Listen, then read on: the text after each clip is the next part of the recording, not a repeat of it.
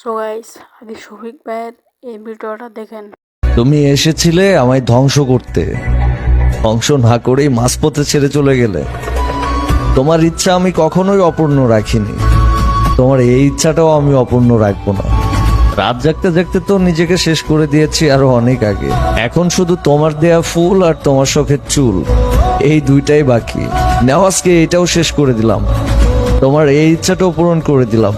নাও এবার খুশি থাকো, ভালো থাকো। আরে জীবন।